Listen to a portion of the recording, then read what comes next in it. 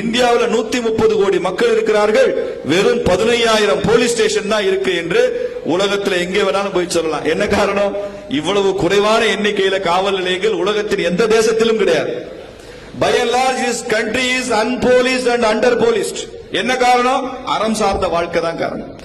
இது சரி, இது தவறு என்று நமக்கு ஏற்கனவே தெரிந்திருக்கிறது. இத்தனை ஐபிசி இந்தியன் பீனல் கோடு தான் அப்படி கிடையாது. அந்த காலத்துல ரெண்டே பீனல் கோடு தான், இந்திய பாப கோடு, இந்திய புண்ணிய கோடு. இதெல்லாம் செஞ்சா பாவம், இதெல்லாம் செஞ்சா புண்ணியம். இந்த ரெண்டு வார்த்தைகளை வைத்துக் கொண்டு நமது ஒழுக்கத்தை எல்லாம் கட்டுக்குள் வைத்திருந்தார்களா இல்லையா? இதெல்லாம் செய்யக்கூடாதுப்பா, பாவம்னு சொன்னாங்களா இல்லையா? இதை செய்ய புண்ணியம்னு சொன்னாங்களா இல்லையா? இன்று அந்த வார்த்தைகளுக்கு அர்த்தம் இல்லாமல் போன காரணத்தால் எத்தனை செக்ஷன் போட்டாலும் குற்றங்களை குறைக்க முடியவில்லை. இன்னும் சொல்ல போனால் புண்ணியம் என்ற வார்த்தை தமிழையும் இந்திய மொழிகளில் தான் இருக்கு. எல்லா இந்திய மொழிகளிலும் புண்ணியம் என்ற வார்த்தை இருக்கிறது, அதற்கு பொருள் இருக்கிறது. ஆங்கிலத்தில் புண்ணியத்துக்கு என்ன வார்த்தை? யாராவது ஆங்கில பேராசிரியர் இருந்தா சொல்லலாம். ஆங்கிலத்தில் புண்ணியத்திற்கு என்ன வார்த்தை என்றால், ஆங்கிலத்தில் புண்ணியத்திற்கு வார்த்தையே இல்லை. ஏன்? ஆங்கிலம் என்ற புண்ணியம் என்ற கருத்து ஆங்கில நாகரிகத்திலே கிடையாது. பாவத்துக்கு மாத்திரம் தான் ஆங்கில வார்த்தை இருக்கு, சின்னு. புண்ணியத்துக்கு இல்ல.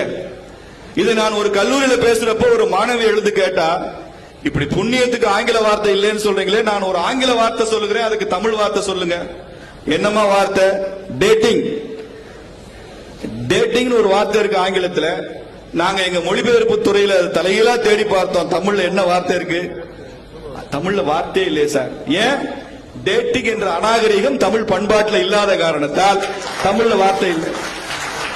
புண்ணியம் என்ற கருத்து ஆங்கில நாகரிகத்தில் இல்லாததால் ஆங்கிலத்தில் வார்த்தை இல்லை. டேட்டிங் என்ற வார்த்தை தமிழ் பண்பாட்டில் இல்லை என்ற காரணத்தால் அதற்கு தமிழ் வார்த்தை இல்லை. தமிழ்ல மாத்திரம் இல்ல, ஹிந்திலே வார்த்தை இல்லை, மலையாளத்திலே இல்லை, தெலுங்குல இல்லை, ஆங்கிலத்தில் இருக்கு. அப்போ ஒரு ஆணும் பெண்ணும் திருமணத்திற்கு முன்னால் எப்போது வேண்டுமானாலும் வெளியில் செல்லலாம், எத்தகைய உறவு வேண்டுமானாலும் வைத்துக் கொள்ளலாம், எத்தனை நாட்கள் வேண்டுமானாலும் வெளியில் தங்கலாம். அவர்கள் திரும்ப வந்தால் அந்த பெற்றோர்களும் குடும்பமும் ஏற்றுக்கொள்ளும் என்று சொல்கிற வாழ்க்கை முறை தான் டேட்டிங். அதற்கு இந்திய சமுதாயத்தில் அங்கீகாரம் இல்லை. ஏன்? இது அறம் சார்ந்த வாழ்க்கை முறையாக பார்க்கிறோம். அதனால இங்க அதற்கு ஏற்றுமதி இல்லை.